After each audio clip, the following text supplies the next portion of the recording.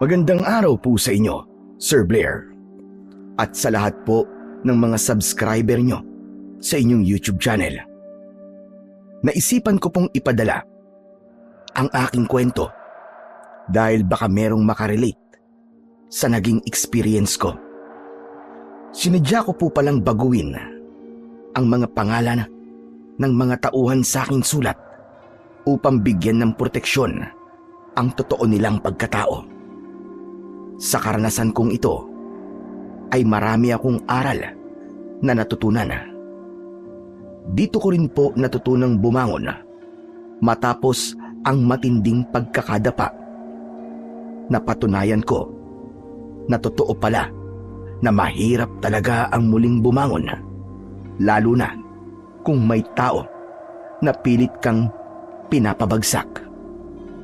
Itago niyo na lang po ako sa pangalang Luther. At ito ang aking kwento. Sa baryo kung saan ako ipinanganak at nagkaisip, ay kilala ako bilang isang antingero na may kakayahan sa panggagamot at pakikipaglaban sa mga aswang. Natuto po ako sa paggamit ng iba't ibang klase ng anting-anting dahil sa aking lolo na matagal nang namayapa. Ang lolo ko ang gumabay sa akin nung bata pa ako. Siya ang nagturo ng lahat ng nalalaman ko ngayon sa paggamit ng anting-anting. Nang namatay ang lolo ko, ay ako na ang pumalit sa tungkulin niya sa aming baryo. Malayo ang ospital sa aming baryo. Kaya naman, kapag merong may karamdaman, ay sa akin sila lumalapit at nagpupunta. Marami na rin akong aswang na nakalaban, hindi lang po sa baryo namin, kundi sa mga karatig din na lugar. Sa tulong po ng kaalaman ko sa anting-anting, ay marami akong napatay na aswang, at dahil doon, ay nakuha ko ang titulo na kinatatakutang antingero. Malaki ang tiwala ng mga tao sa akin, lalo na sa mga nakatira sa aming baryo. Karamihan sa mga may sakit ay agad kong napapagaling at walang aswang na hindi ko nagawang itaboy o paslangin. Ngunit isang pangyayari ang naging dahilan ng napakalaking pagbabago sa buhay ko. Isang pangyayari na naging dahilan para magbago ang tingin ng lahat sa akin. Isang gabi, matutulog na sana ako nang makarinig ako ng malalakas at sunod-sunod na pagkatok sa pinto ng aking kubo. Pagbukas ko ng pinto, ay nabahala ako nang nakita ko sa labas ng bahay ko ang isang matandang babae na buhat ang isang batang lalaki na parabang lantang gulay. "Oh, Aling Donna, kayo pala yan. Ano po nangyari kay Boyboy?" Hindi ko garit alam. Kahapon pa siya nilalagnat, tapos kanina, habang kumakain kami, ay bigla na lamang siyang nagisay. Sa tingin ko ay nagdideliri siya, Luther. Tulungan mo naman ako, parang awa mo na. Gamutin mo naman ang apo ko. Sige ho, pasok po kayo at ihiga niyo po si Boyboy sa upuan. Nilakihan ko ang pagkakabukas ng pinto para madaling makapasok sina Aling Donna. Agad na inihiga ng matandang babae ang kanyang apo sa mahabang upuan na nasa aking maliit na sala. Ramdam ko ang pagkabahala at pagkataranta ni Aling Donna. Hinila ko ang isang upuan palapit kay Boyboy.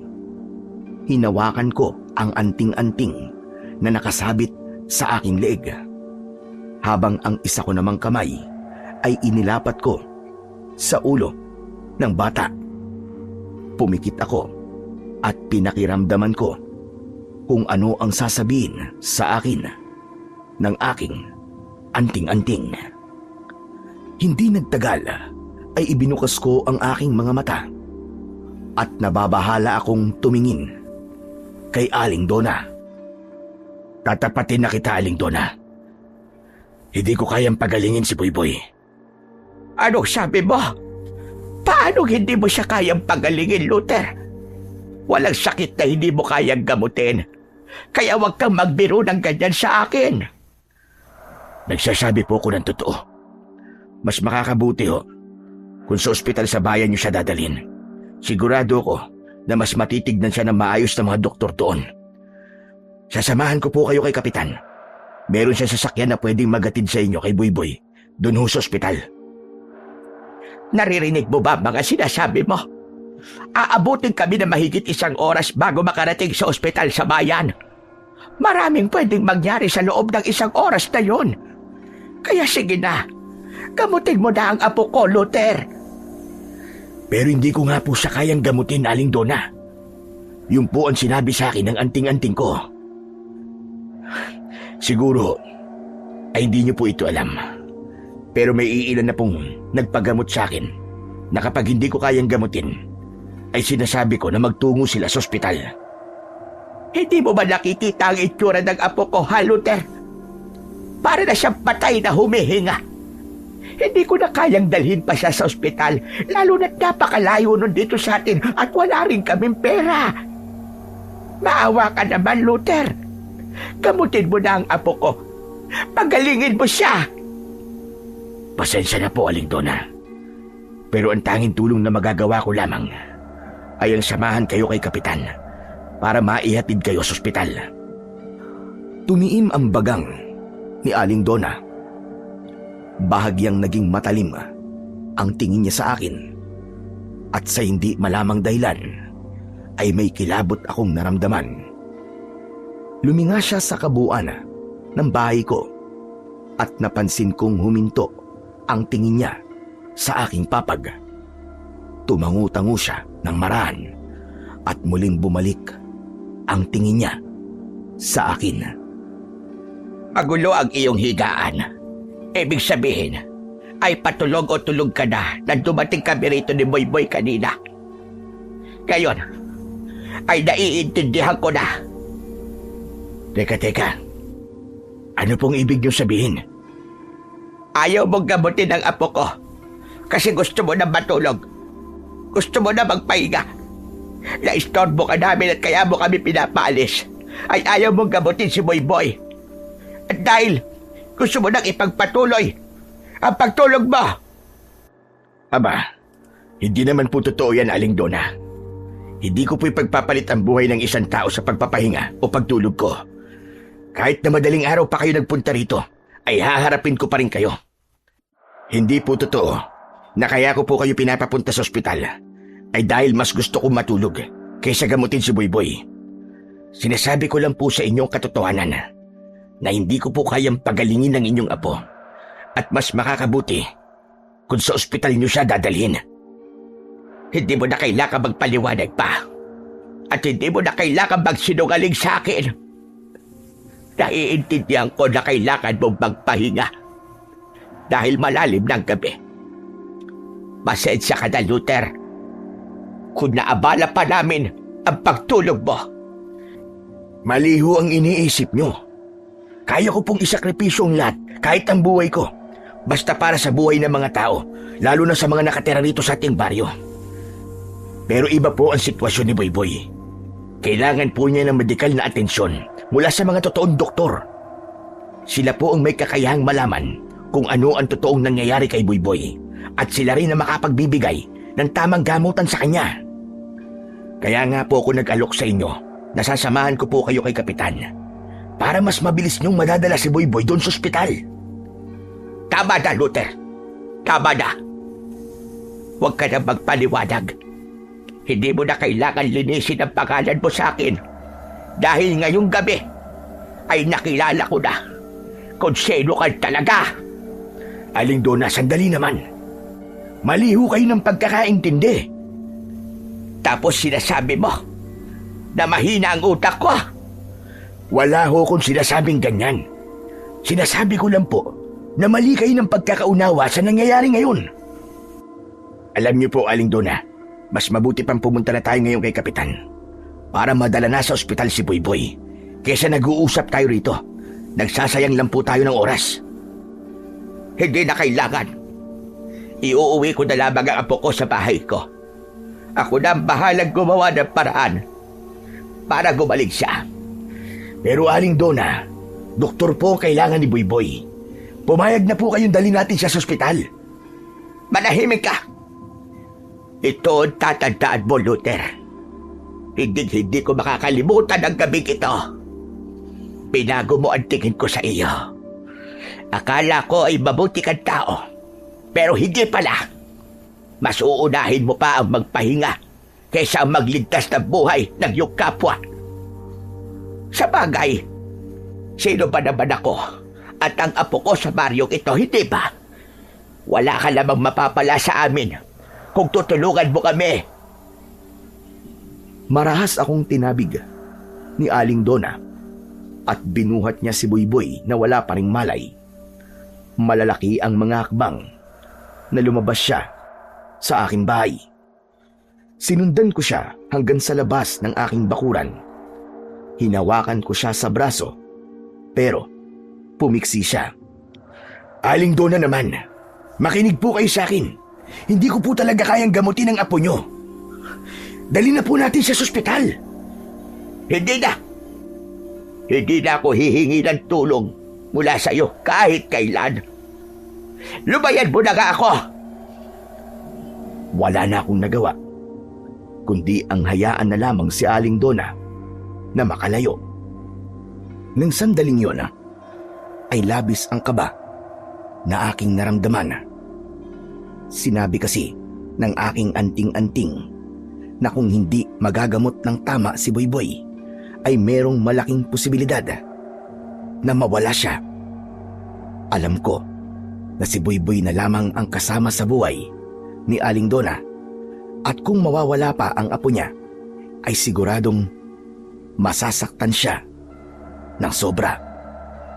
Kaya kahit sinabi ni Aling Dona na hindi na niya kailangan ang tulong ko, ay gumawa pa rin ako ng paraan para matulungan ko siya. Pumunta ko sa bahay ni Kapitan at kinapalan ko ang mukha ko na kumatok sa bahay niya at abalain ang pagtulog niya.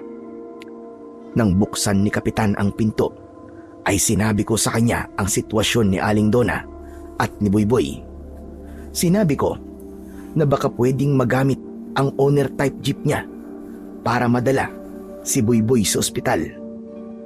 Sa kasamaang palad, ayon kay Kapitan, ay may malaking sira ang sasakyan niya at hindi yun magagamit sa pagbiyahe. Mas lalo akong nabahala ng sandaling yun. Nagpaalam na ako kay Kapitan at bumalik na ako sa bahay ko. Hindi ko na nagawang makatulog dahil sa labis na pag-aalala kay Boyboy. Hindi kasi nagkakamali ang anting-anting ko. Ipinagdasal ko na lang na sana ay magbago pa ang isip ni Aling Dona at pumayag na siya na dalhin namin sa ospital si Boyboy. May iba pa namang siguradong paraan para madala namin siya sa ospital. Dahil sa madaling araw na akong nakatulog, ay tulog pa rin ako pagsapit ng tanghali. Hindi pa sana ako magigising kung hindi dahil sa magkakasunod na pagbato ng kung ano sa pinto ng aking bahay.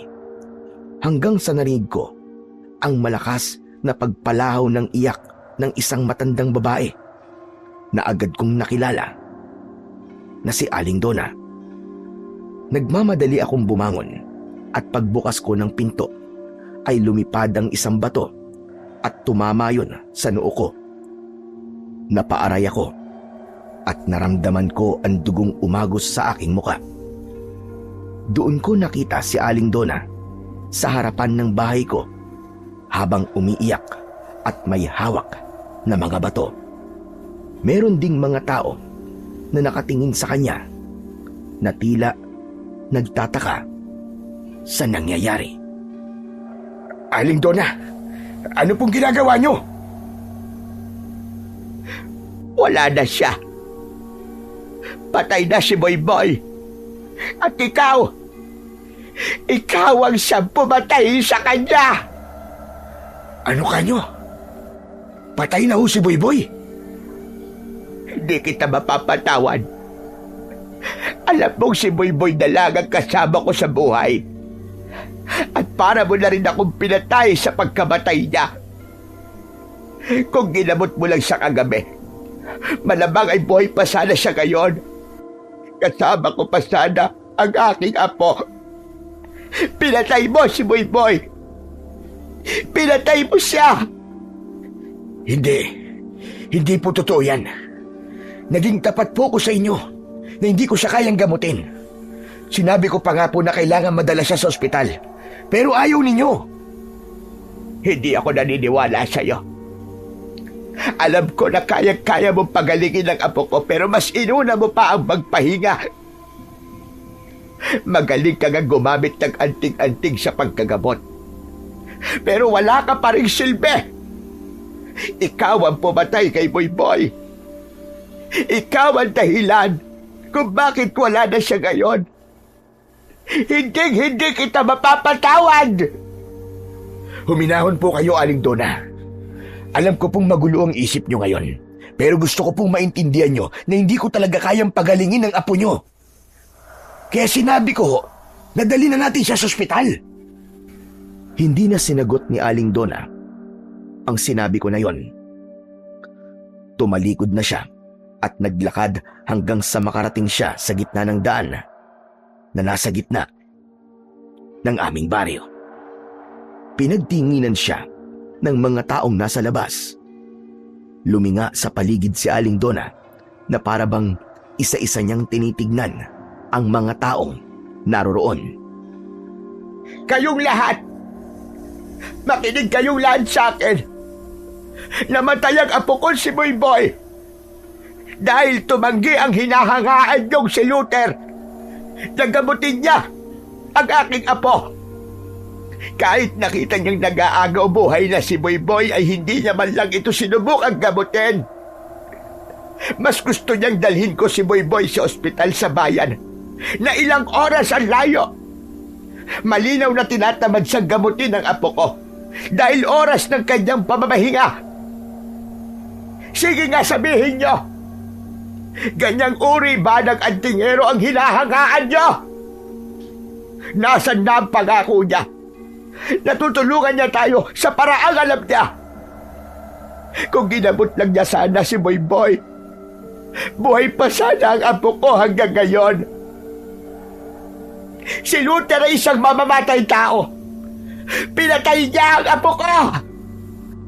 Ipagtatanggol ko sana ang sarili ko, pero nakita ko na masama ang tingin ng mga tao sa akin.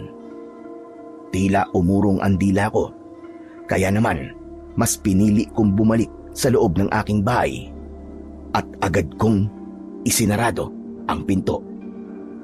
Hindi ko maintindihan kung bakit ako ang sinisisi ni Aling Donna sa pagkamatay ng kanyang apo. Gayong naging matapat naman ako sa kanya na hindi ko yung kayang pagalingin. Nagpresenta pa nga ako na samahan siya kay Kapitan upang madala sa ospital si Boyboy. Ganun pa man, inunawa ko na lamang si Aling Donna na kaya ganun ang kanyang reaksyon ay dahil sa namatayan siya ng mahal sa buhay.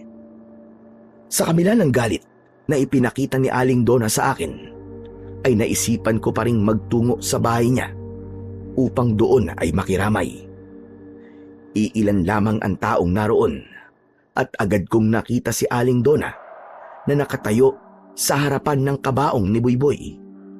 Lumapit ako sa kanya at nang humarap siya sa akin ay agad na rumihistro ang galit sa mukha niya. Aling Donna, nakikiramay ho ko sa inyo. Hindi ko kailangan ng pakikiramay ng taong pumatay sa aking apo. Lumayas ka rito! Lumayas ka! Aling Donna, sandali lang. Sana naman ay maintindihan nyo na wala akong kasalanan sa nangyari sa inyong apo. Hindi ko ho talaga siya kayang gamutin.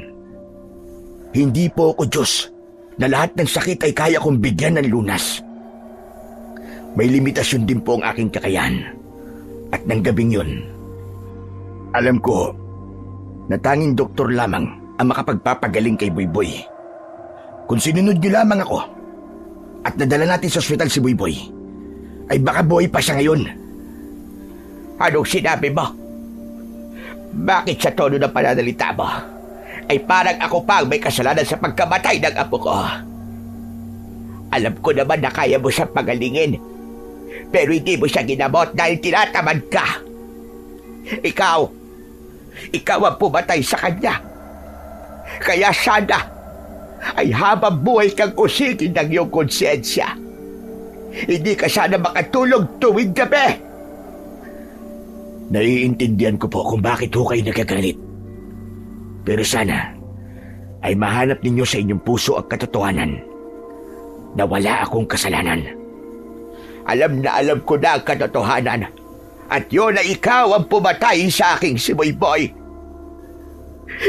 Hindi kita makakalimutan. Ikaw ang dahilan ng pagkamatay niya. Hindi ka totoong antigerong nanggagamot dahil pumapatay ka ng tao. Magsasalita pa sana ako nang biglang napahawak si Aling Donna sa kanyang dibdib. Gumuhit ang sakit sa mukha niya at bigla siyang napaupo. Lalapitan ko sana siya dahil baka inaatake siya sa puso. Pero inunahan ako ng mga taong naroon. Sila ang tumulong kay Aling Donna. Nanlalaki ang mga matang itinuro ako ni Aling Donna at saka siya sumigaw. May ginawa siya sa akin! May ginawa siya! Pinasikip niya ang aking paghinga! Walang hiya ka talaga, Luther! Matapos mong patayin ang apo ko, ay ako naman ang papatayin mo! Teka, wala ho akong ginagawa sa inyo. Sinungaling! Ang sakit ng dibdib ko! Hindi ako makahinga ng maayos! Magpapaliwanag pa sana ako. Pero sinabi sa akin ng isang babae na wag na muna akong lumapit kay Aling Donna at mas makakabuti kung aalis na lang ako. Kahit gusto ko sanang sabihin na wala akong kinalaman sa pagsikip ng dibdib ni Aling Donna, ay wala na akong nagawa kundi ang umalis at baka mas lalong magkagulo kung mananatili pa ako ron. Nang sumunod na araw ay isinagawa ang paglilibing kay Buyboy. Gusto ko sanang tumulong sa paglilibing sa kawawang bata, pero pinigilan ko ang sarili ko na gawin yon.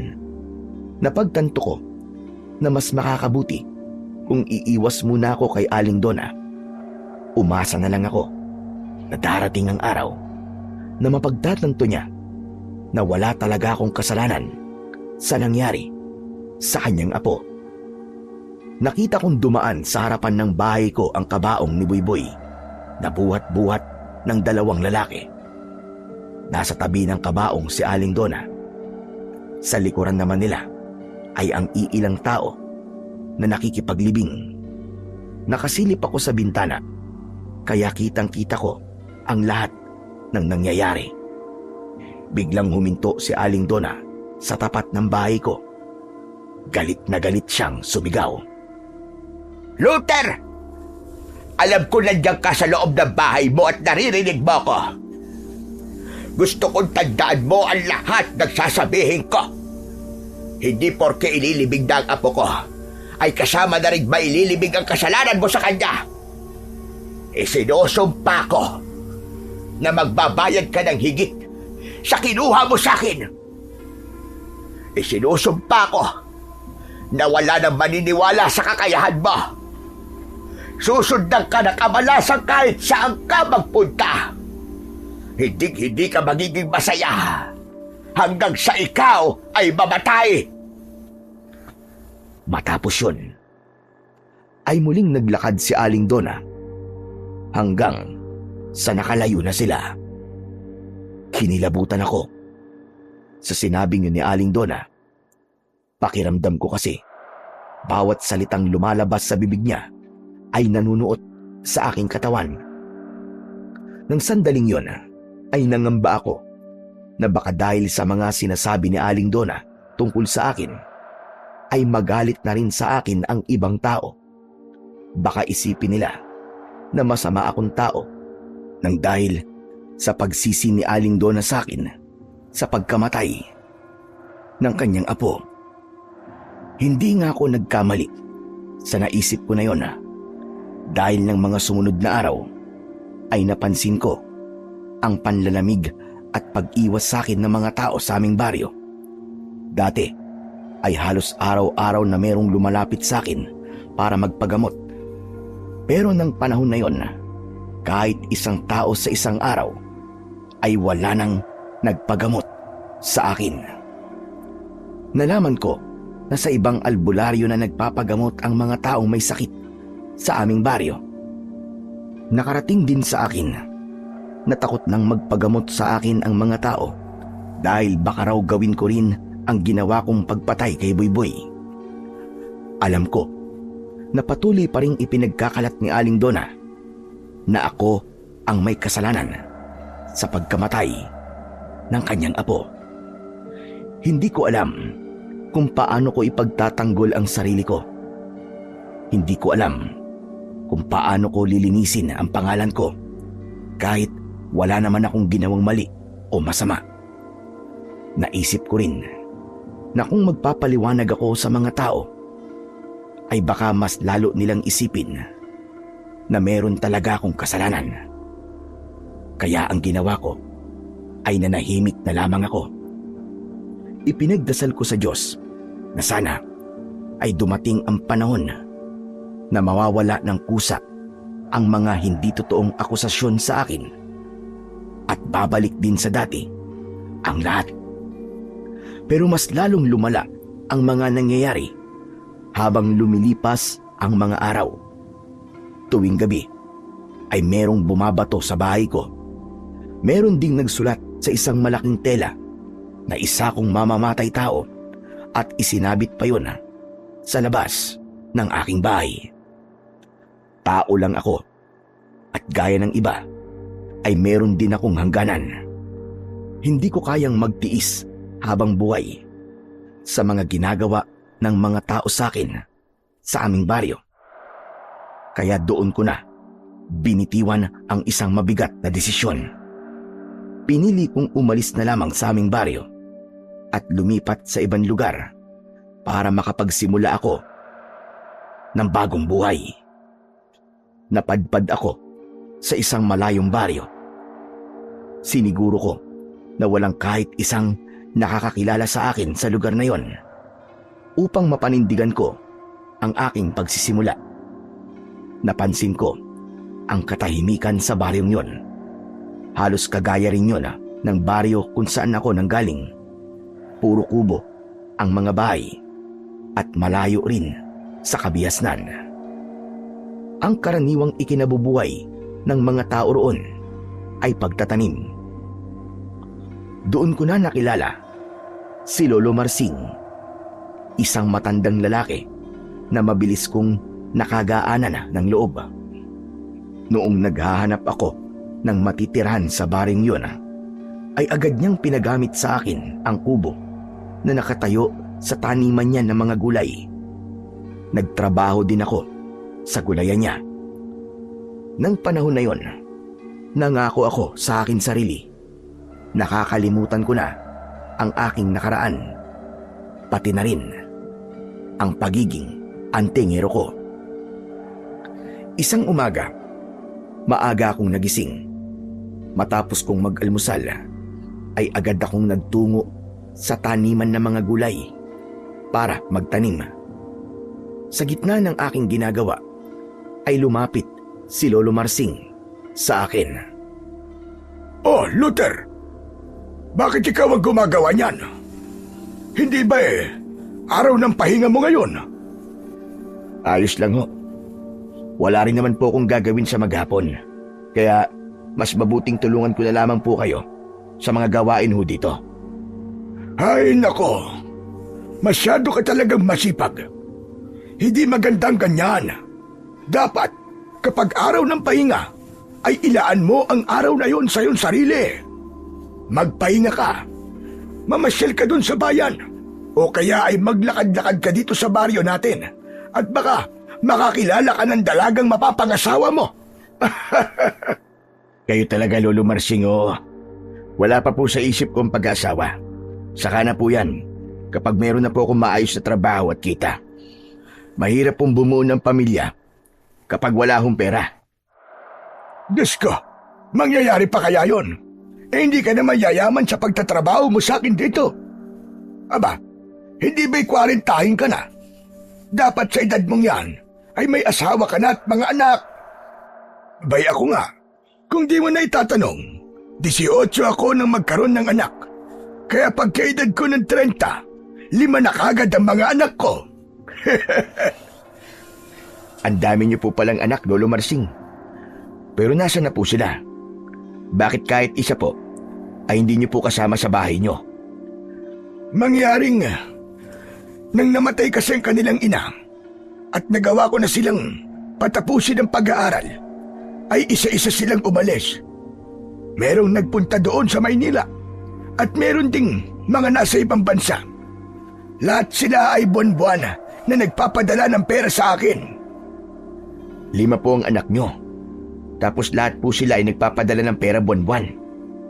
Aba, pwedeng-pwede na po pala kayong wag magtrabaho ah. Lalo na't mag-isa lang po kayo. Napakaswerte niyo po pala sa mga anak niyo, Lolo Marsing. Pagdating sa pinansyal na aspeto, ay masasabi kong maswerte talaga ako sa aking mga anak. Pero alam mo, hindi lang pera ang kailangan ko. Kailangan ko rin ang presensya nila. Yung bang kahit isang beses man lang sa isang taon, ay dalawin nila ako rito. Pero simula kasi nang umalis sila rito, ay maswerte na sa isang taon ang puntahan nila ako. Mas madalas na lumilipas ang isang taon na hindi nila ako pinupuntahan. Tapos kapag nandito pa sila, ay ramdam kong palagi silang nagmamadaling umalis na para bang ayaw nila akong makasama. Baka naman po marami lang silang naiiwan trabaho. Kaya po nagmamadali po silang umalis. Abay malay ko, hindi ko alam ang dahilan nila. Kaya nga, kahit pwede naman akong magpakasarap na lamang sa buhay, ay nagugulayan pa rin ako. Yung bang gusto kong malibang, para hindi ko palaging naiisip ang mga anak ko. Kung napansin mo siguro, nung nagkakilala tayo, ay wala akong trabador. Ang gusto kasi talaga, ako ang mag-isang gumawa ng lahat ng dapat kong gawin dito sa gulayan para maghapon akong abala. Alam mo kasi, kapag wala akong ginagawa hindi pwedeng hindi ko maisip ang aking mga anak. Nakakalungkot naman po yung mga sinabi niyo sa akin. Pero, bakit niyo po ako binigyan ng trabaho rito sa gulayan niyo? Kung hindi pala kayo kumukuha ho ng trabador. Dahil alam ko na kailangan mo ng tulong at may kakayahan akong tumulong. Kaya naman tinulungan kita. Saka, bago ka pa noon sa baryong ito, at dahil ako ang una mong nakilala, ay alam kong dapat may gawin ako. Naramdaman ko namang mabuti kang tao, kaya hindi ako nagdalawang isip na tulungan ka. Saka alam mo bang, lalaki lahat ang mga anak ko. Nang nakilala kita, ay naalala ko sila sa'yo. Ay nako, ano ba yan? Ibahin na nga lang natin ang ating pinag-uusapan at baka maiyak pa ako rito. Basta, pagkatapos mo magdilig dyan, ay magpahinga ka na. Baka isipin ng mga tao dito ay inaabuso kita at hindi kita binibigyan ng kahit na isang araw ng pahinga. Baka mamaya ay magkasakit ka pa niyan sa sobrang sipag mo. Wag ho kayong mag-alala. Kasi kung ganun po ang sasabihin ng mga tao, ipagtatanggol ko po kayo. Hindi ko po hahayaan na masira po ang pangalan nyo. Dahil napakalaki na po ng naitulong nyo sa akin. Natuwa naman ako sa sinabi mong yan. Alam mo, Luther, bibihira akong makakilala ng taong kaya kong depensan kahit na nagkaroon ako ng pagkakamali. Napakapalad ko dahil nagkaroon ako ng isang kaibigang kagaya mo. Tinapik ni Lolo Marsing ang balikat ko bago siya naglakad palayo. Sandali akong natigilan sa huling sinabi ni Lolo Marsing. Naalala ko kasi yung nangyari sa akin sa baryo kung saan ako lumaki. Doon ko napagtanto na kahit gaano pala karaming kabutihan ang gawin mo, ay maaaring magbago ang tingin ng lahat sa'yo nang dahil lang sa isang maling akusasyon. Ganon kabilis mabura sa isip ng mga tao kung paano mo sila tinulungan nung mga panahon na nangangailangan sila. Ilang buwan pa lamang akong naninirahan sa baryo kung saan ako lumipat. Pero masasabi ko na mas gusto ko ang buhay ko roon. Bukod kay Lolo Marsing, ay mababait din sa akin ang mga tao roon. Masarap pala ang mabuhay ng simple lang. Yung wala akong iniisip na baka merong magpapagamot sa akin o kaya ay hihingi ng tulong. Kasi may aswang na gumagambala sa kanila. Agad kong nagustuhan ang buhay ko. Napagising ko sa umaga ay mag-aalmusal lang ako at pagkatapos ay magtatrabaho sa gulayan. Isang hapon, matapos ang trabaho ko sa gulayan, ay lumapit si Lolo Marsing sa akin. Sinabi niya na sa bahay niya na ako maghapunan dahil magluluto daw siya ng espesyal na pagkain. Hindi naman ako tumanggi para hindi ko na kailangan mag-isip kung ano ang kakainin ko mamaya. Pagdating ko sa bahay ni Lolo Marsing ay nagtaka ako dahil maraming pagkain ang nakahain sa lamesa. Merong menudo, pansit, tinapay at isang kalderong kanin. Teka Lolo Marsing, ang dami niyo naman po palang niluto. Kaya po pala ang tagal niyong nawala sa gulayan. Dahil mukhang niluto niyo pa po ang lahat ng yan. Tama ka. Ang totoo kasi niyan ay kaarawan ko ngayon. Kaya naghanda ako kahit papano. Aba, happy birthday po pala sa inyo Lolo Marsing. Ilang buwan na po ako rito. Pero hindi ko pa pala na itatanong sa inyo kung kailan po ang birthday nyo. Ayos lang yun, Luther. Ngayon na lang ulit ako naganda. Kasi alam kong meron akong makakasalo sa pag-ubos ng mga handa ko. Mas nakalulungkot kasi yung maghahanda ka ng pagkain, tapos ikaw lamang ang mag-isang kakain. Tama po kayo. Parehas ho pala tayo. Kahit po ko, kapag kaarawan ko, ay hindi na rin po ako naghahanda. Kasi wala naman po akong kasama sa buhay eh. Para po sa akin, normal na araw na lamang ang kaarawan ko. Mamaya na natin ituloy ang ating kwentuhan. Umupo na tayo para tayo'y makakain na. Halika na! Sabay kaming naupo ni Lolo Marsing. Nag-alay muna kami ng maikling panalangin bago kami nagsimulang kumain. Pinuno ko ng pagkain ang pinggan ko at magana akong kumain dahil masarap ang menudo at pansit ni Lolo Marsing. Oo nga pala, Luther. Ilang buwan na tayong magkakilala. Pero hindi mo pa pala naikikwento sa akin kung bakit ka umalis sa baryong pinanggalingan mo. Pwede ko bang malaman kung bakit? Ano ho kasi? May nangyari po ron na hindi maganda. May nagpakalat po ng hindi totoong balita tungkol sa akin na naging dahilan para magalit ang mga tao sa akin. Kaya umalis na lang po ako ron para makapagsimula ng panibagong buhay. Pasensya na rin po kayo kung hindi ko pa kayang sabihin ng lahat ng detalye. Ang totoo po kasi yan ay kinakalimutan ko na ang lahat ng nangyari sa akin sa lugar na yon. Naiintindihan naman kita. Pasensya ka na kung nagtanong pa ako tungkol sa bagay na yon. Ayos lang po yun, Lolo Marsing. Hindi ko naman po kasi nasabi sa inyo na ayokong pag-usapan natin yon. Yan suot mong kwintas, Luther. Palagi kong napapansin na suot mo yan. Hindi ako sigurado.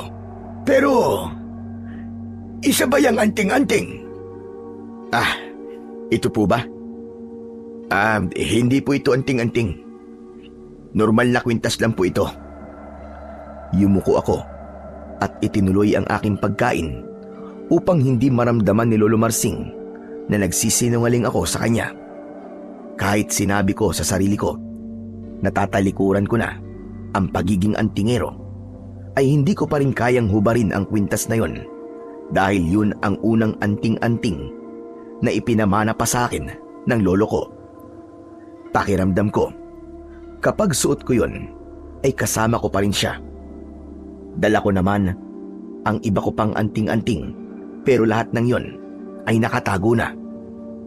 Sadyang espesyal lang para sa akin ang anting-anting na ginagamit ko sa panggagamot, kaya palagi ko pa rin yung suot-suot. Sa gitna ng pagkain namin ni Lolo Marsing, ay parehas kaming nagulat nang nakarinig kami ng malakas na pagsigaw ng isang babae sa hindi kalayuan. Humihingi siya ng saklolo. Sabay kaming tumayo ni Lolo Marsing at lumabas kami ng bahay. Nagpunta kami sa bahay ng kapitbahay ni Lolo Marsing na si Aling Erlinda. Nagulantang kami nang naabutan namin si Aling Erlinda na nakahandusay sa saig habang hawak ang tiyan at namimilipit sa sakit. Humingi siya ng tulong sa amin na dalhin siya sa ospital. Nang sandaling yon, ay hindi ko na naisip ang ipinangako ko sa aking sarili. Nakakalimutan ko na ang aking pagiging antingero. Lumapit ako kay Erlinda at hinawakan ko ang aking anting-anting. Inilapat ko ang kamay ko sa tiyan niya at umusal ako ng dasal. Hindi nagtagal ay huminto na sa pagsigaw si Aling Erlinda. Tinulungan ko siyang tumayo at tinanong niya ako kung anong ginawa ko para mawala ang labis na pananakit ng kanyang tiyan. Wala naman po akong ginawang kakaiba. Hinilot ko lamang po ang tiyan niyo. Ganun po kasi ang ginagawa ko kapag masakit po ang tiyan ko. Sige po, Aling Erlinda, aalis na po ako. Nagmamadali akong bumalik sa bahay ni Lolo Marsing. Muli akong umupo para kumain. Nang dumating si Lolo Marsing, ay nakita ko ang tingin niya sa akin na may kasamang pagtataka. Luther, paano mo nagawang pagalingin si Erlinda nang ganong kabilis? Isa ka bang albularyo? Po? Abay, paano naman po ako magiging albularyo? Wala naman po akong kaalaman sa panggagamot. Parang imposible ang sinasabi mo. Nakita ko na hinawakan mo lang ang tiyan ni Erlinda. Tapos nawala na kagad ang pananakit ng kanyang tiyan. Hinilot ko lamang po ang tiyan niya, Lolo Marsing. Itinuro po sa akin yun ng lolo ko. Kasi nung bata pa po ako, madalas pong sumasakit ang tiyan ko. Di sana, Lolo Marsing, kung may alam po ko sa panggagamot, ay naging albularyo na po ko dito po sa baryo nyo, hindi po ba? Sa bagay, may punto naman ang sinabi mo. Hindi lang talaga ako makapaniwala sa nakita ko kanina. Ngayon lang ako nakakita ng taong kayang alisin ang pananakit ng tiyan ng ganung kabilis. Yun lang po ang kaya kong gawin. Bukod dun, ay wala na po akong ibang kayang pagalingin na sakit. Kapag pala masakit ang tiyan ko, ay sa'yo na lang ako lalapit kesa naman iinom ako ng kung ano-anong halamang gamot. Sige, ang mabuti pa'y kumain na tayo. Kung may matitira, ay pwede ka magbalot para pwede mong kainin bukas ng umaga. Ngiti na lamang ang isinagot ko kay Lolo Marsing. Nagpasalamat ako kasi naniwala siya sa mga sinabi ko. Hindi ko naman ikinakahiya ang karunungan ko sa panggagamot. Pero alam ko na kung may ibang makakaalam ng mga kaya kong gawin, ay mas lalo kong mahihirapang kalimutan ang aking nakaraan. Nangako rin ako sa sarili ko na yun na ang huling beses na gagamitin ko ang aking anting-anting sa panggagamot. Paulit-ulit kong sinabi sa aking utak na kailangan kong mamuhay gaya ng mga normal na tao at walang ibang paraan para mangyari yon kundi ang tuluyan kong talikuran ang mga dati kong ginagawa sa baryong nilisan ko. Pero ng mga sumunod na araw ay tila sinubok ako ng pagkakataon. Isang misteryosong sakit ang biglang kumalat sa baryo ni na Lolo Marsing. Lahat ng tinamaan ng sakit na yon ay nagkakaroon ng napakataas na lagnat at labis na panginginig at panlalamig tuwing gabi. May iba pa na tinubuan ng mapupulang pantal sa balat. Karamihan sa tinamaan ng sakit ay mga bata. Dahil malayo ang ospital, ay nagtiyaga na lamang ang mga tao sa mga halamang gamot at paghingi ng tulong sa ilang albularyo. May parte ng utak ko na nagsasabi na kailangan may gawin ako. Alam kong may kakayahan akong pigilan ang pagkalat ng sakit. Naniniwala ko na kaya kong pagalingin ang mga taong tinamaan ng sakit na yon. Pero nanindigan pa rin ako sa aking desisyon. Sigurado kasi ako na sa oras na malaman ng mga tao ang aking kakayahan na manggamot gamit ang anting-anting, ay magsisimula na ulit ang pagiging antingero ko. Isang tanghali, sandali akong nagpahinga sa pagtatrabaho sa gulayan para kumain. Pumuesto ko sa ilalim ng mayabong na puno ng mangga. Magsisimula na sana akong kumain nang dumating si Lolo Marsing. May dala siyang 2 kaldero at pinggan. Tamang-tama pala ang punta ko rito dahil manananghalian ka na. Nagluto pala ako ng adobong manok. Ito na ang pagsaluhan natin.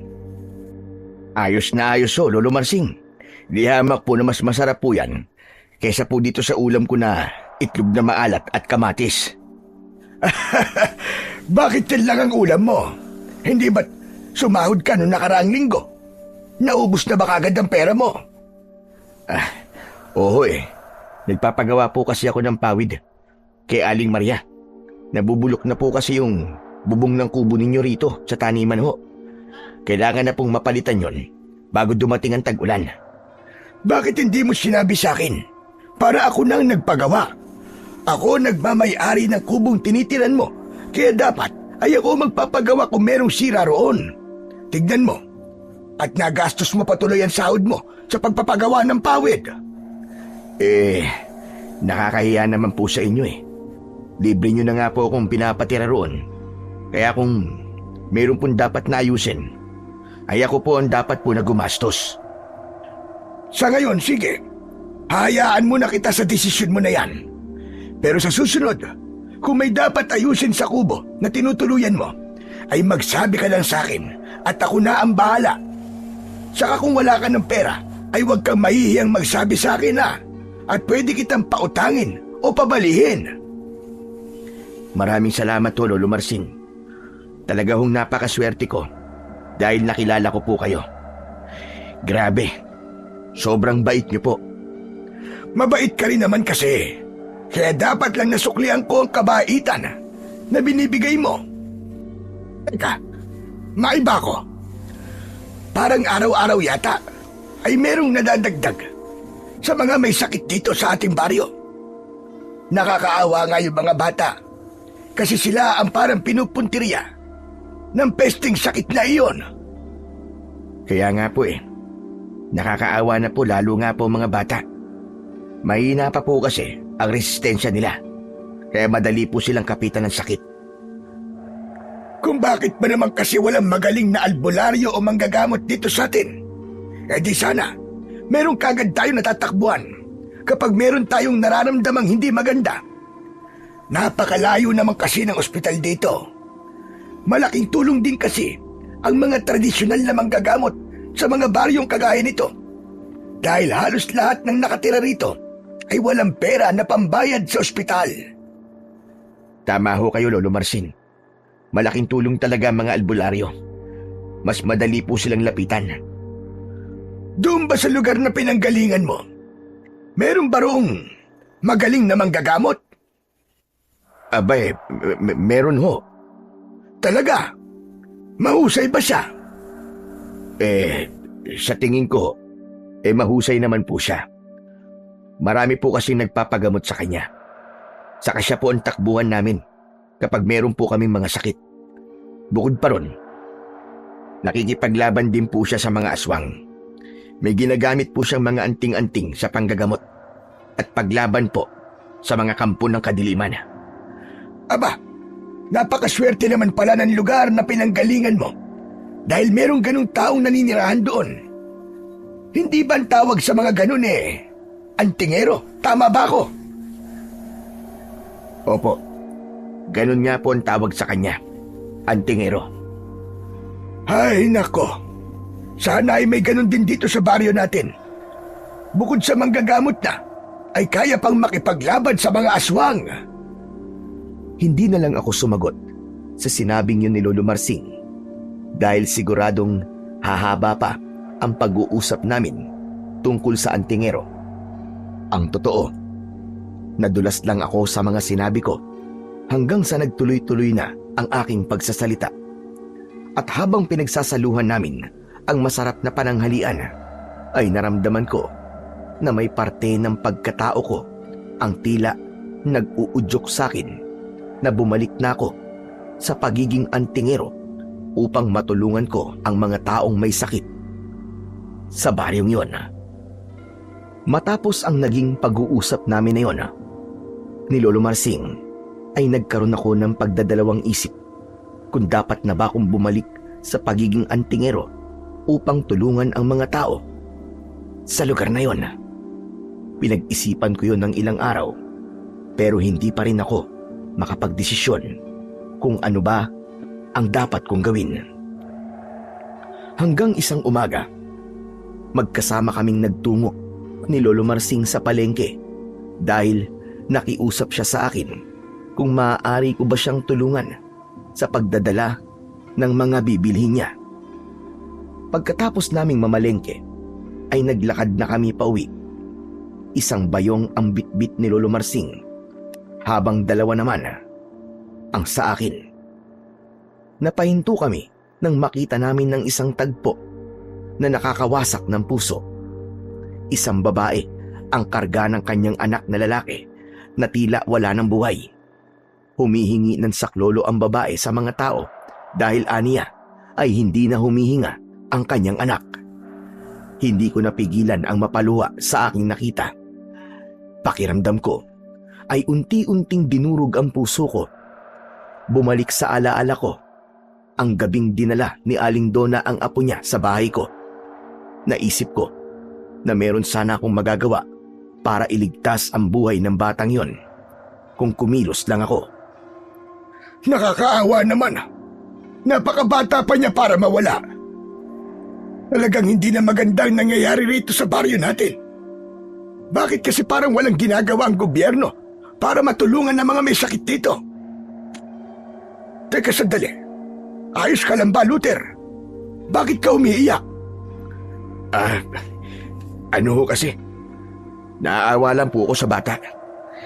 Tama po kayo. Napakabata pa po niya para mawala. Dahil paniguradong napakarami pa sanang pwedeng mangyari sa kanya. At siguradong marami pang buhay ang mawawala kung hindi masusolusyonan ang pagkalat ng sakit sa baryo natin. Ay Diyos ko, ang mabuti pa'y umuwi na tayo. At mahirap na magtagal rito sa labas. Hindi kasi natin alam kung nakakahawa ba ang sakit na yan. Mabigat ang paa na naglakad ako papunta sa bahay ni Lolo Marsing. Hindi ko maiwasang hindi sisihin ang aking sarili.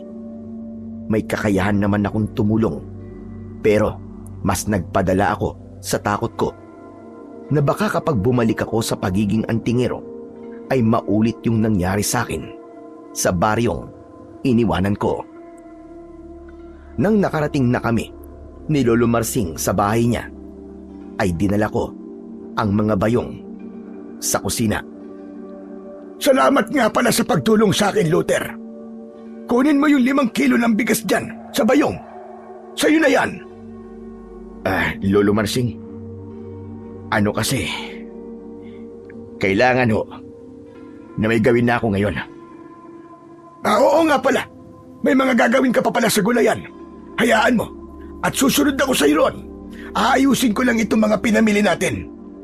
Hindi ho yun, Lolo Marsing. Ang ibig ko pong sabihin ay kailangan tulungan ko na po mga taong may sakit dito sa baryo nyo. Teka, ano ba sinasabi mo? Hindi kita maintindihan. Anong tulong naman ang magagawa mo? Patawarin niyo ako, Lolo Marsing. Nagsinungaling po ako sa inyo. Naaalala niyo pa po ba yung antingero po na taga ron po sa lugar kung saan po ako nanggaling? Oo, natatandaan ko ang kwento mong yon. Yung sinabi mong antingero na gumagamit ng mga anting-anting para manggamot at makipaglaban sa mga aswang. Abay, bakit? Ano bang meron sa kanya?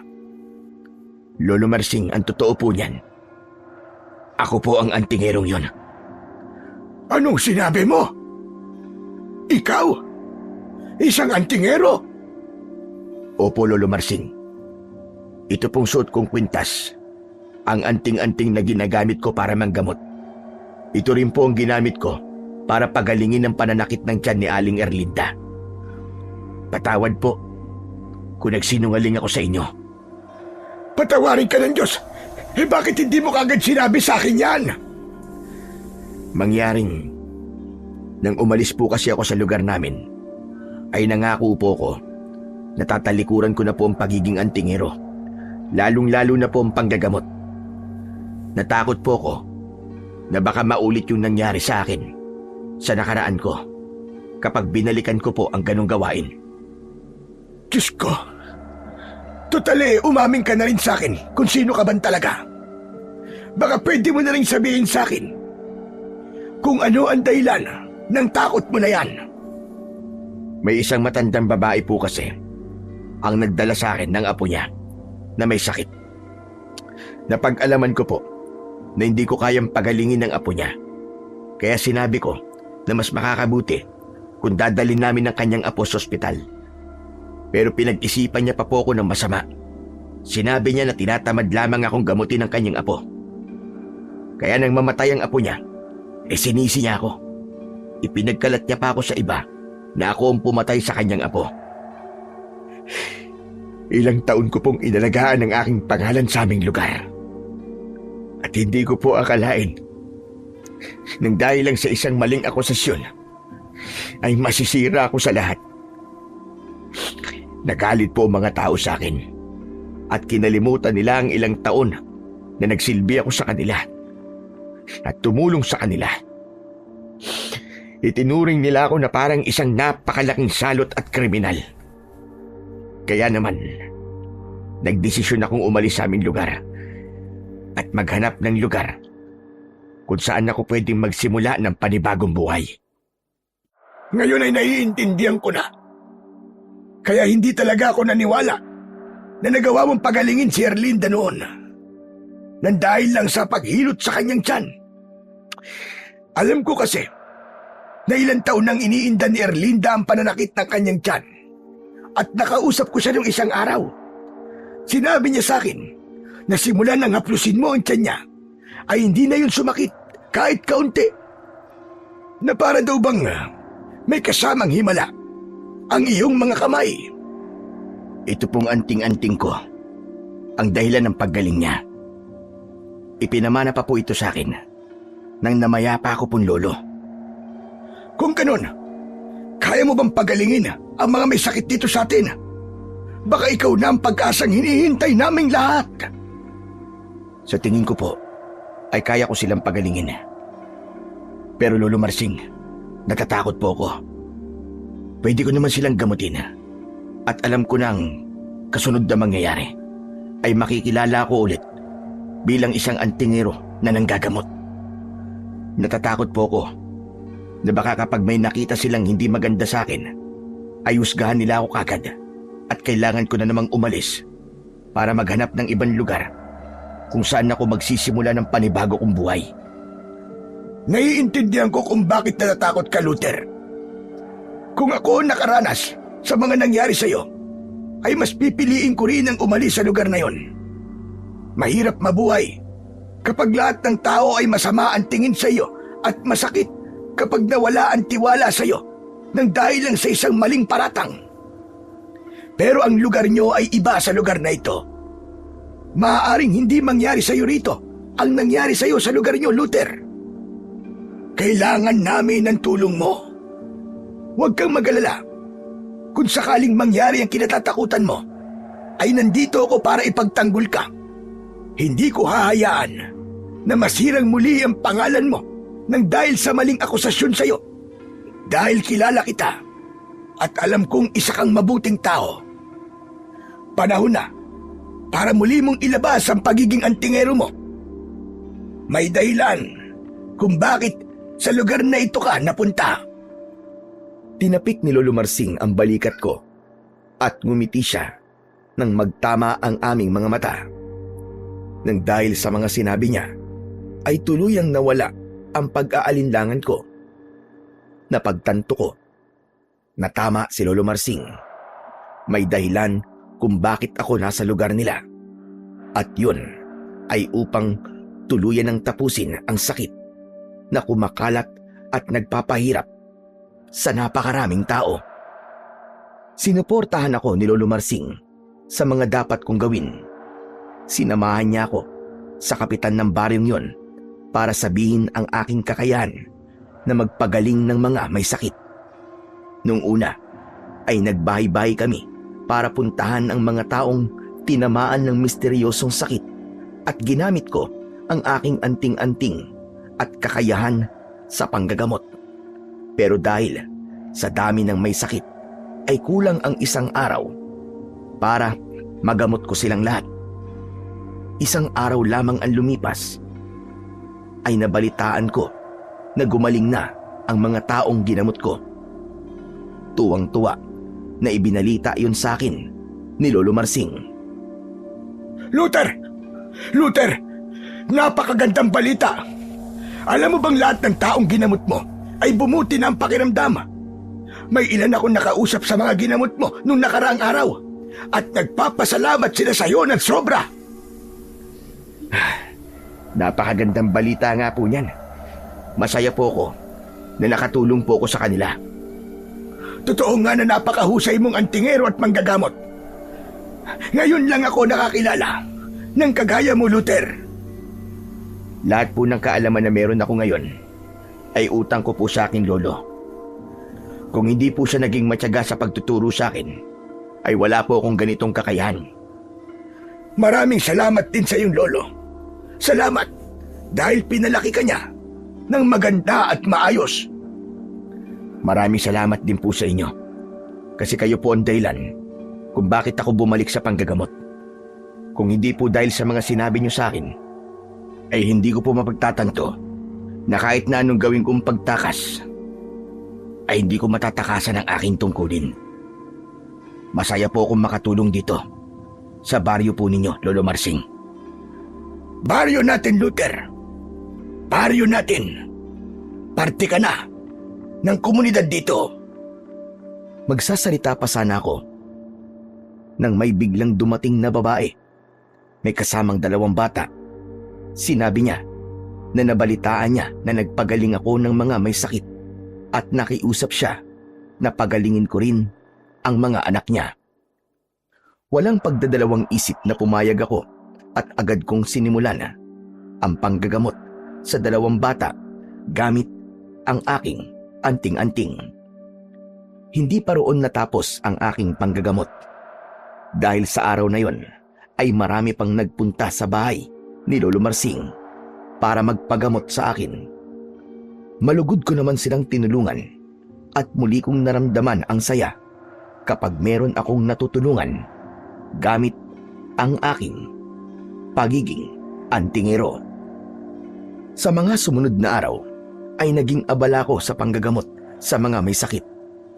Nagdesisyon si Lolo Marsing na sa bahay niya na ako manirahan para mas madali akong mapuntahan ng mga tao.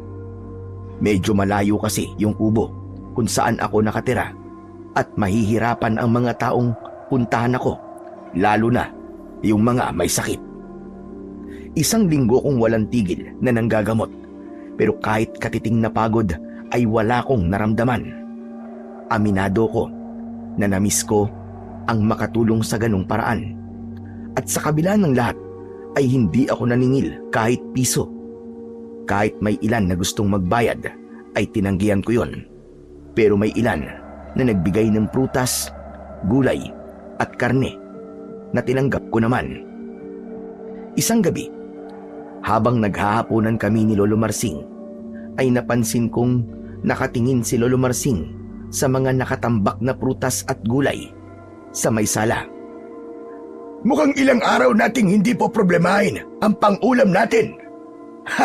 Sa dami ba naman ng gulay at prutas na ibinigay sa iyo ng mga ginamot mo, ay baka 1 linggo tayong makakalibre ng pagkain. Nakakatuwa nga po mga tao rito. Grabe po sila kung magpasalamat. Napakalaki kasi ng tulong na nagagawa mo. Pero napansin ko rin na hindi mo tinatanggap ang perang ibinabayad sa iyo. Sayang naman ang mga yon. Makakaipon ka sana kung tinanggap mo ang mga yon. Kahit naman po sa lugar namin ay hindi po ako nagpapabayad ng pera. Okay na po sa akin yung mga bigay nila gaya ng prutas at gulay. Isa po kasi sa mahigpit na bili ng lolo ko na wag kong gagamitin ang kakayahan ko para abusuhin ang mga tao. Saka para po sa akin, hindi trabaho ang pagiging antingero, kundi isang paraan para makatulong ako sa aking kapwa. Hindi na ako nagtataka kung bakit nagkaroon ka ng ganyang kakayahan. Alam kasi ng Panginoong Diyos na gagamitin mo yan sa kabutihan at hindi sa panlalamang. Ang Diyos na ang bahalang bumawi sa iyo. Napangiti ako ng malaki sa sinabi ni Lolo Marsing.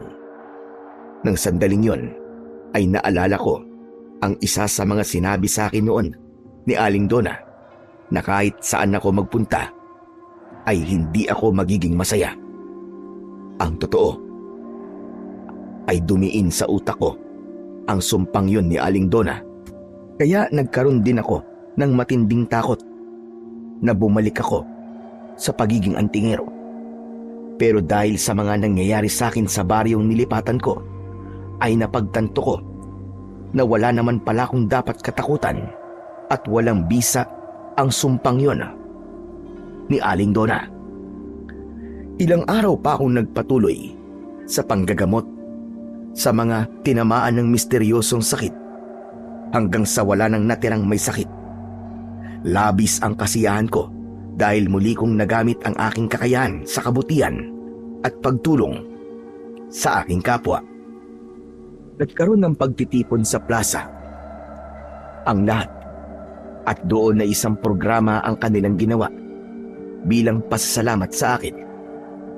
Nang nagsalita ako sa harapan ng mga tao ay hindi ko napigilang maging emosyonal dahil kahit sandali pa lamang ako sa baryo na yon ay ramdam ko na kagad ang mainit nilang pagtanggap sa akin. Hindi ko kasi naranasan ang ganong klase ng pasasalamat sa lugar kung saan ako nanggaling. Nang natapos na ang problema namin sa kumalat na sakit, ay bumalik na sa normal ang buhay ng lahat. Nakilala na ako sa baring yon bilang isang antingero na may kakayahan na manggamot. May mga araw din na merong nagpupunta sa akin para magpagamot at malugod ko naman silang pinagsisilbihan. Ngunit ang kapayapaan sa baryong yon ay nasira nang may isang binata ang bigla na lamang nawala. Nang sumunod na araw ay isang babae naman ang misteryosong nawala at nagbigay yon ng takot sa nakakarami. Naalerto ang lahat, lalo na ang mga tanod at si Kapitan. Tumulong kami ni Lolo Marsing sa paghahanap sa mga taong nawawala. Tuwing gabi ay sumasama kami sa pagroronda upang masiguro na wala na ulit mawawala. Pero kahit na anong pagbabantay ang ginawa namin, ay may nawala pa rin. Hanggang isang umaga, nagulantang ang buong baryo nang kumalat ang balita na natagpuan na ang mga taong nawawala. Ayon sa nakarating sa amin ni Lolo Marsing, ay nakita ang mga nawawala sa gubat at wala ng buhay ang mga yon. Pinuntahan namin ang lugar na yon. Maraming tao na ang naroon at nakita ko ang mga bangkay. Nanlumo ako ng gusto. Puno sila ng mga sugat na parabang inatake sila ng isang napakabangis na hayop. Meron silang malalalim na kagat at kalmot sa iba't ibang parte ng kanilang katawan. May isa pa na wakwak ang tiyan at halos wala na ang lamang loob. Tulala ako nang bumalik kami sa bahay ni Lolo Marsing. Uminom ako ng tubig upang kumalma ako. Nakakalungkot. Napatay na pala mga taong nawawala. Grabe. Nakakaawa ang pamilya nila. Dahil alam kong umasa sila na buhay pa nilang matatagpuan ang mga mahal nila sa buhay. Pero ano kayang klase ng hayop ang gumawa nun sa kanila? Sa tagal ko nang nakatira rito, ay hindi ko alam na meron palang mabangis na hayop na naninirahan sa gubat na yon. Lolo Marsing, iba po ang kutob ko. Sa tingin ko, ay hindi mabangis na hayop o tao ang pumatay sa kanila. Kung hindi hayop o tao, abay, sino ang pumatay sa kanila? Aswang po. Hindi po ako maaaring magkamali. Aswang lamang ang may kakayahan na pumatay ng ganong kabrutal. Maraming beses na po ako nakipaglaban sa mga aswang. Maraming beses na rin ako nakakita ng naging biktima nila. Kaya sigurado ko na yung mga bangkay na nakita natin sa gubat ay biktima ng aswang. Mabaging langit! Ibig mo sabihin meron ng aswang dito sa atin. Tama po kayo, Lolo Marsing. Hindi ko masasabing napadaan lang siya rito dahil higit sa isa ang naging biktima niya at may posibilidad na madagdagan ng bilang ng biktima ng aswang na yon kung hindi kagad siya mahuhuli o mapapatay. Bigla akong kinilabutan sa mga sinabi mo. Dapat na pala tayong mag-ingat ngayon. Huwag ho kayo masyadong mag-alala, Lolo Marsing. Meron po kong anting-anting na ginagamit ko sa pakikipaglaban sa mga aswang. Ako po ang tutugis sa mga aswang na yon. Sa tingin mo ba ay makabubuti kung sasabihin natin ito kay Kapitan para masabihan niya ang mga tao na merong aswang dito? Magandang ideya po yan, Lolo Marsing. Mas maganda kung makakapag-ingat ang mga tao at alam nila kung ano ang kailangan nilang iwasan. Agad na kumilos si Lolo Marsing. Matapos ang aming pag-uusap, ay nagpunta siya sa bahay ni Kapitan. Sa araw din na yon, ay nagkaroon ng pagtitipon sa plaza at doon sinabi ni Kapitan na merong nakapagsabi sa kanya na maaaring aswang ang pumatay sa mga bangkay na natagpuan sa gubat. Habang pinagmamasdan ko ang mga tao, ay may ilan akong nakita na naniwala at meron ding tila duda sa kanilang narinig. Ganun pa man, para sa akin ay mas okay na yon para may kamalayan ang mga tao sa kung ano talaga ang nangyayari. Sa mga sumunod na gabi ay mas lalo naming pinagbuti ang pagroronda sa buong baryo. May ilang tanod ang natokang mag-ikot sa gubat. Lahat kami ay may dalang itak o hindi naman kaya ay sibat. Sa mga naunang gabi ay wala kaming nakitang kakaiba. Wala ring naulat na nawawalang tao. Pero sa kabila ng mga yon ay hindi ako naging kampante. Hindi mawawala ang pag-aalala ko hanggat hindi nahuhuli o napapatay ang mga aswang na yon. Hanggang isang umaga, habang abala ko sa pagdidilig ng mga gulay, ay lumapit sa akin si Lolo Marsing. Luther, sandali! Tumigil ka na muna sa ginagawa mo dyan. Bakit ho, Lolo Marsing? May matandang babae kasi na nagpunta kanina sa bahay at hinahanap ka. Sino po ang matandang babae na yon? Nako, hindi ko na itanong ang pangalan niya. Ganito na nga yata kapag tumatanda na nagiging makakalimutin na. Pero nakuha ko naman kung ano ang pakay niya at kung bakit hinahanap ka niya. Ang sabi niya kasi, ay merong kumakalat na sakit sa baryo kung saan siya nakatira. Nakarating daw sa kanila ang tungkol sa iyo at humihingi sila ng tulong sa iyo. Saan daw po siya nakatira? Abay, saan ba yun? Teka. Santa Ines. Ang totoo malayo-layo yun dito. Pero kung gusto mo, isasamahan kita para hindi ka maligaw.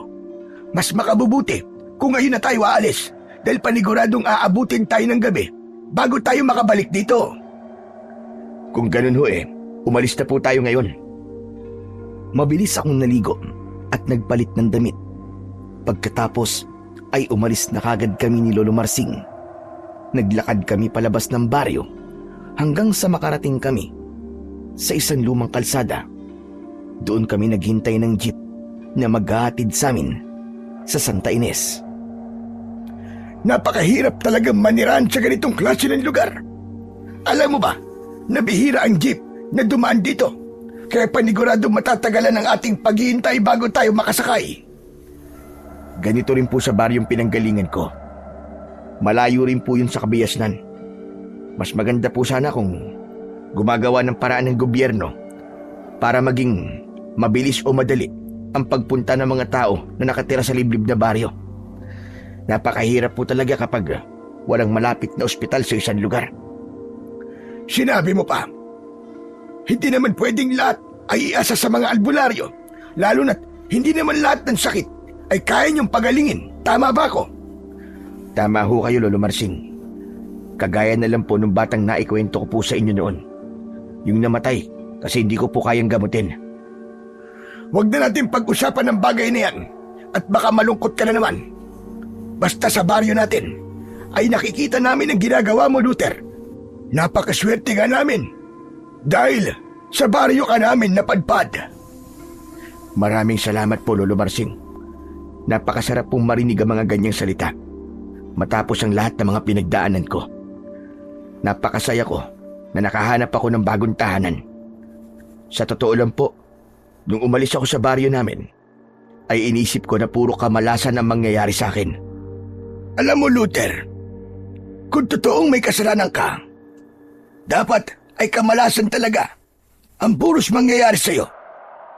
Pero malinaw na malinis ang iyong konsensya dahil sunod-sunod ang magagandang bagay na nangyayari sa'yo ngayon. Tingnan mo nga, at hindi na lang sa baryo natin ikaw kilala, kundi sa ibang lugar na rin. Kahit ako ay hindi makapaniwala na makakaabot sa napakalayong lugar na gaya ng Santa Ines ang tungkol sa iyo.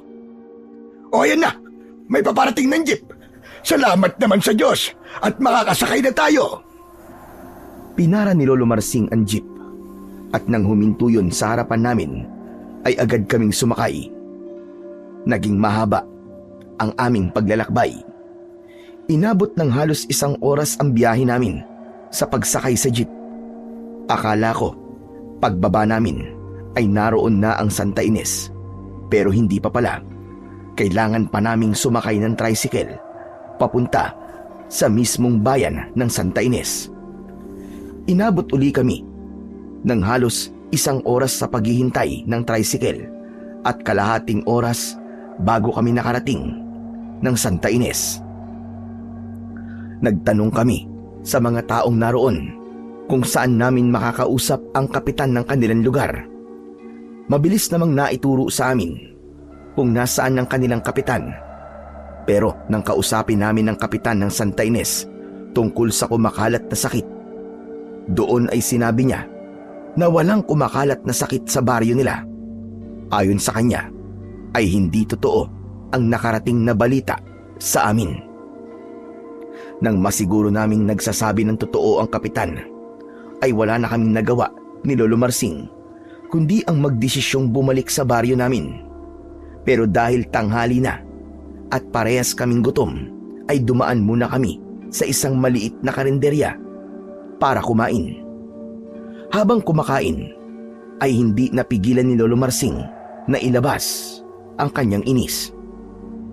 Kung ganun pala, niloko lang tayo na matandang babae na nakausap ko. Wala naman palang kumakalat na sakit dito sa Santa Ines. Pambihira, nasayang lang tuloy ang oras at pagod natin sa pagpunta rito. Hindi niyo ho ba namukaan yung matandang babae? Hindi! Nakasuot kasi siya ng itim na belo sa ulo niya. Sigurado rin ako na hindi siya taga roon sa atin. Matanda na nga siya, manloloko pa siya. Buwisit na yan. Hayaan na lang po natin, Lolo Marsing. Ang importante ay malaman natin na maayos naman po pala ang lagay ng mga tao rito. Kahit na, kapag nakita ko ulit ang matandang yon, ay pagsasabihan ko siya. Baka hindi ko pa mapigilan ang sarili ko na murahin siya. Sa totoo lang, ay medyo nainis din ako sa nangyari. Bumiyahe kasi kami ng ilang oras para makarating sa Santa Ines. Tapos malalaman namin na wala naman palang sakit na kumakalat doon. Hindi sa hindi ako masaya na ligtas ang mga tao ron. Pero oras at pagod ang nasayang sa amin ni Lolo Marsing. Iniwanan namin ang mga gawain namin sa taniman ng gulay para sa isang walang kwentang bagay. Pero hindi ko na pinaramdam kay Lolo Marsing na naiinis din ako kagaya niya dahil baka mas lalong uminit ang ulo niya. Matapos naming kumain ay nag-abang na kami ng tricycle palabas ng Santa Ines. Isang babae ang dumaan at tinanong namin kung anong oras madalas na may tricycle na dumaraan palabas ng Santa Ines. At ang sagot ng babae ay tuwing umaga lang may pumapasok na tricycle sa lugar na yon. Dahil sa nalaman namin ay nagdesisyon kaming maglakad na lang palabas ng Santa Ines. Inabot kami ng halos 1 oras sa paglalakad bago kami nakarating sa kalsada kung saan kami maghihintay ng jeep. Sa kasamaang palad, inabot kami ng ilang oras na walang jeep na dumaan. Pambihira, malapit ng dumilim. Sigurado ako na wala na talagang jeep na dadaan ng ganitong oras. Ano pong gagawin natin, Lolo Marsing? Dito na po ba tayo magpapalipas ng gabi? Abay, siyempre hindi. Ang mabuti pa ay bumalik tayo sa Santa Ines. Kakausapin ko yung kapitan nila roon na baka pwede tayong patulugin sa bahay niya o kahit sa barangay hall nila. Doon na lamang tayo magpalipas ng gabi. Tapos, bukas ng maagang-maaga tayo aalis. Pero, kaya niyo pa po bang maglakad pabalik ng Santa Ines? Wala naman akong magagawa kundi maglakad ulit ng halos 1 oras. Kaysa naman dito tayo magpalipas ng gabi, hindi ba? Sa bagay, tama po kayo. Saka wala naman po tayong alam sa lugar na to.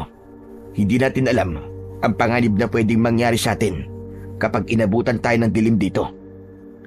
Kaya mas mabuting maglakad na tayo pabalik ng Santa Ines bago pa tayo abutan ng gabi. Wala na kaming nagawa ni Lolo Marsing kundi ang muling bumalik ng Santa Ines. Gabi na nang makarating kami roon. Sa awa naman ng Diyos ay mabait ang kapitan nila roon at pumayag siya na magpalipas kami ng magdamag sa kanilang barangay hall. Binigyan niya rin kami ng pagkain. Pagkatapos naming kumain ay nagpahinga lang kami ng sandali bago kami natulog. Nang dahil sa labis na pagod ay agad kaming nakatulog ni Lolo Marsing at hindi na kami nakaramdam ng pamamahay. Madaling araw pa lang ay ginising na ako ni Lolo Marsing. Aniya ay kailangan na naming umalis para makabalik na kagad kami sa aming baryo. Hindi na kami kumain ng almusal. Dumiretso kami sa bahay ng kapitana ng Santa Ines para magpaalam. Agad namang kaming nakasakay ng tricycle at jeep. Makalipas ang ilang oras ay nakarating na kami sa aming baryo. Hindi maganda ang sumalubong sa amin. Isang nakalulungkot na tanawin ang agad na nakita namin ni Lolo Marsing. may mga walang buhay na tao na nakahanay sa plaza. Lahat ay malinaw na inatake ng aswang dahil sa klase ng mga sugat na meron sila. Wala akong ibang naririnig kundi ang mga iyak ng mga taong namatayan ng mga mahal sa buhay. Nang makita namin si Kapitan, ay tinanong namin siya kung anong nangyari. Nalaman namin na kagabi ay isang aswang ang umatake sa baryo at ang nakita naming mga bangkay ay ang mga biktima ng aswang na yon. Pakiramdam ko ay tinakasan ako ng lakas ng sandaling yon. Nanginig ang mga tuhod ko at napahawak ako sa braso ni Lolo Marsing dahil para akong matutumba. Luther, ayos ka lang ba? Ano nangyayari sa'yo? Hindi po kasi ako makapaniwala sa nangyari. Isang gabi lang po tayong nawala tapos pagbalik natin ay ganito ang sasalubong sa atin. Kung nandito lang sana ako, maaaring hindi ganito ang nangyari. Baka nagawa ko pa silang iligtas. Baka napatay ko pa yung aswang. Pakiramdam ko po, ay kasalanan ko nangyaring ito. Huwag mong sisihin ang sarili mo. Dahil walang may alam sa atin na sasalakay kagabi ang aswang. Ang dapat na sisihin dito ay walang iba, kundi yung matandang babae na nagpapunta sa atin sa Santa Ines. Hindi naman sana tayo aalis dito, kundi dahil sa kanya. Hindi ko na nagawa pang iproseso ng gusto ang lungkot at panlulumong nararamdaman ko dahil nalaman ko na meron ding mga ilang tao na sugatan. Kailangan kong gamutin ang bawat isa sa kanila. Nagpahanap ako ng mga halamang gamot at yun ang ginamit ko para gamutin ang sugat ng mga inatake ng aswang. Hapon na nang natapos ko ang panggagamot. Pag uwi ko sa bahay ay agad akong binigyan ni Lolo Marsing ng isang baso ng tubig. Kumusta ang pakiramdam mo, Luther? Paniguradong pagod ka sa dami ng ginamot mo kanina. Halos hindi na po ako nakakaramdam ng pagod. Ang nararamdaman ko po ay galit at lungkot. Sa dami po ng namatay kagabi, parang galit na galit yung aswang sa mga tao sa lugar na ito. Nakakapanlo mo talaga ang pag-atake na yan ng aswang. Sa tagal ko nang nabubuhay sa baryong ito, ay ngayon lamang ito nangyari. Pero may sasabihin ako sa iyo. Kanina kasi, ay isang bagay ang napag-isip-isip ko. Ano ho yun, Lolo Marsing? Alam mo, Luther, sa tingin ko kasi, ay alam ng aswang na yun na wala ka rito. Kaya siya sumalakay. Alam niya na ikaw lang ang pwedeng makatalo sa kanya. Kaya sinakto niya na sumalakay dito nang wala ka. May posibilidad po na totoo po ang sinabi niyo. Pero, paano naman po niya malalaman na wala ko rito kagabi? Ibig po ba sabihin nagmamanman siya sa akin? O alam niya ang mga gagawin ko? Yung matandang babae na nagpapunta sa atin sa Santa Ines, sa palagay ko, ay hindi simpleng panloloko ang ginawa niya sa ating dalawa. Niloko niya tayo para makasigurado siya na wala tayo rito kagabi, nang sa gayon ay magawang sumalakay dito ng aswang habang wala ka. Dalawa ang aking hinala. Maaaring kasabwat ng aswang ang matandang babae na yon. O kaya naman, siya mismo ang aswang. Nanlamig ako sa mga sinabing yun ni Lolo Marsing dahil mukhang tama ang lahat ng kanyang sinabi. Pero ang ipinagtaka ko lang ay kung sino nga ba ang matandang babae na nakausap ni Lolo Marsing. Isa yung malaking palaisipan para sa akin at naniniwala ko na kapag nalaman ko kung sino ang matandang babaeng yon ay mas makapag-iisip ako ng maayos na plano para mabigyan ko ng solusyon ang napakalaking problemang kinakaharap ngayon ng baryo namin. Kinagabihan, matapos namin maghapunan, ay sumama kaming muli ni Lolo Marsing sa mga tanod na magroronda. Natoka ko na sumama sa mga tanod na kailangang magpunta sa gubat habang si Lolo Marsing ay sa mismong baryo naman. Nagdala ko ng itak at suot ko sa akin leg ang anting-anting na ginagamit ko sa tuwing kailangan kong makipaglaban sa mga aswang. Kapag suot ko yun, ay nagkakaroon ako ng kakaibang lakas ng katawan at ganun din ang aking pakiramdam.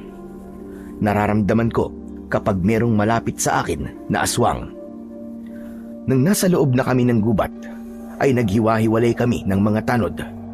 Sa una ay hindi ko nararamdaman ang aswang at sa tingin ko ay wala siya roon. Ngunit hindi nagtagal ay naramdaman ko ang bahagyang pag-init ng aking agimat. Isa yung indikasyon na merong malapit na aswang. Malapit sa akin. Huminto ako sa paglalakad at saka ko luminga sa paligid. Alam ko na nagtatago ka lang kung saan. Harapin mo ko, Diablong buwang ka. Magpakita ka sa akin! Mabilis akong lumingon sa kaliwa ko nang may narinig akong kaluskos doon. Isang bulto ng tao ang aking nakita. Ilang metro ang layo niya sa akin. Inilapag ko sa lupa ang dala kong lampara habang pilit kong inaaninag kung sino ang taong yon. Nang nagsimula siyang naglakad, ay unti-unti kong nakita ang kanyang muka. Sa paghinto niya, ay doon ko na nakilala kung sino siya at hindi ako makapaniwala sa aking nakita. Aling Donna, ano ang ginagawa niyo rito? Dahil gusto kong malaman ang nangyayari sa'yo. Gusto ko ba siguro na pinagbabayaran mo ang pagpatay mo sa aking apo? Kailangan kong makasiguro na naghihirap ka. Umalis na po kayo rito. Delikado po sa lugar na ito dahil merong aswang dito. Nang umalis ka sa baryo natin ay hinanap kita.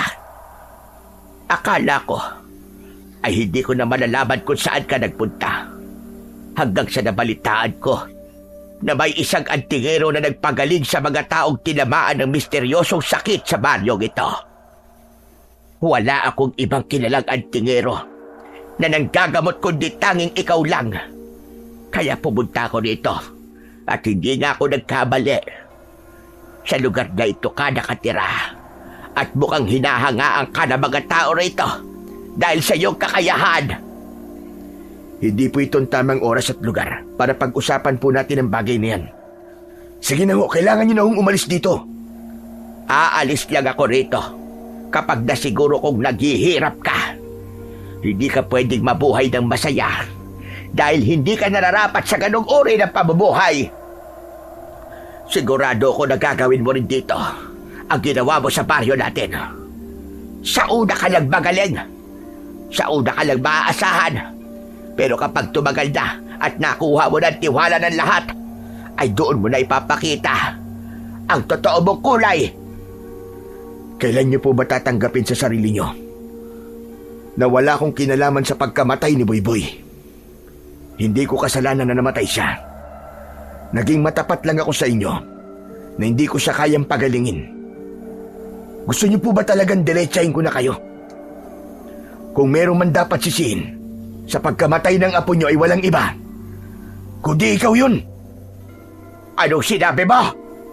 Aling Donna, kung nakinig lang sana kayo sa akin na pumayag kayong dali natin sa ospital si Boyboy, sigurado ko na buhay pa rin siya hanggang ngayon.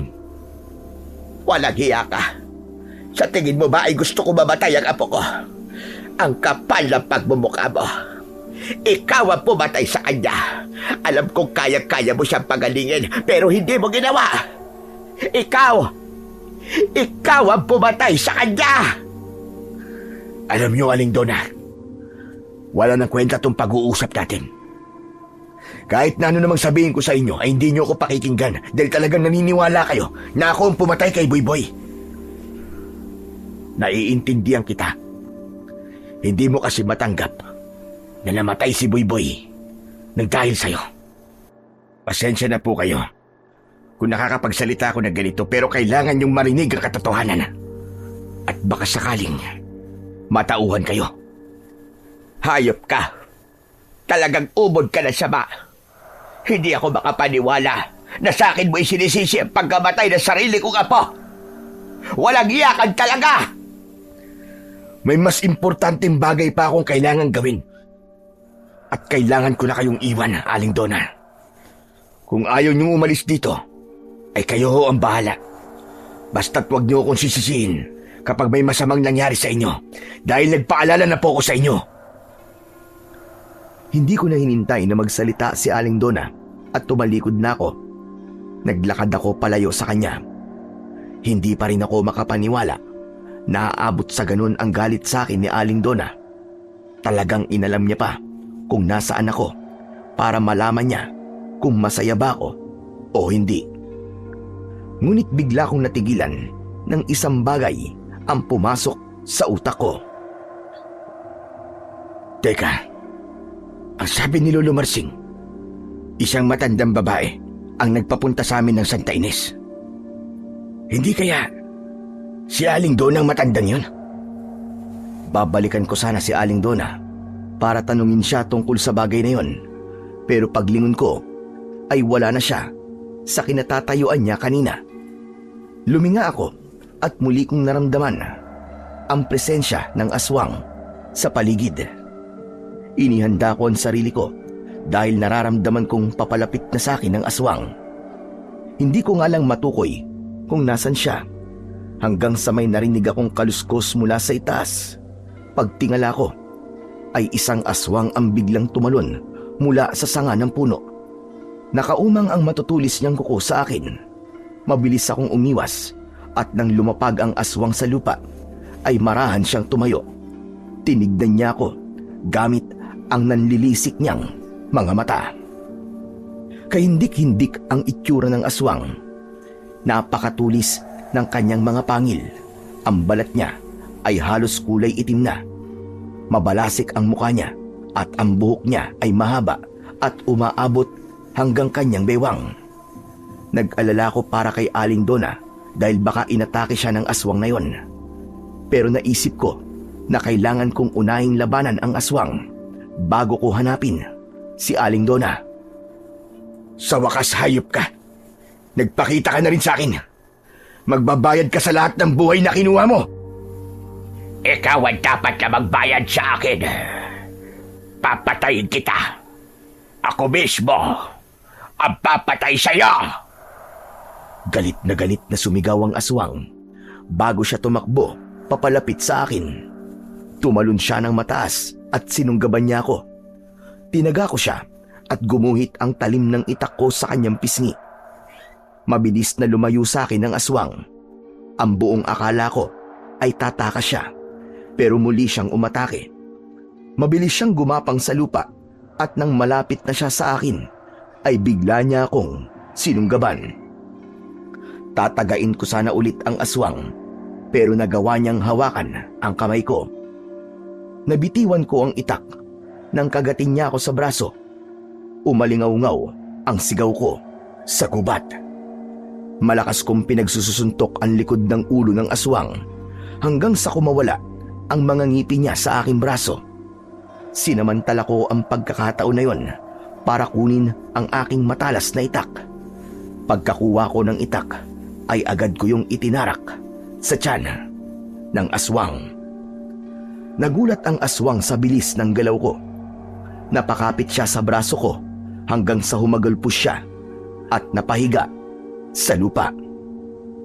Nagulantang ako nang bumalik sa pagiging tao ang aswang at natuklasan ko na si Aling Donna ang aswang. Anak ng putya! Aling Donna! Ikaw ang aswang! Parang awa mo na, Lute. Wag mo akong papatayin.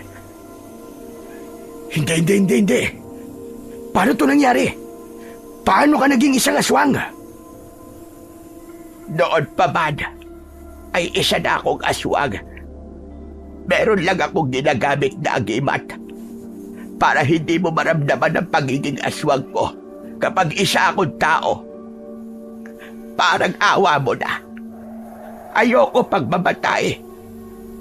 Nagangako ko na aalis na ako sa lugar na ito at hindi na ako kailanman babalik pa.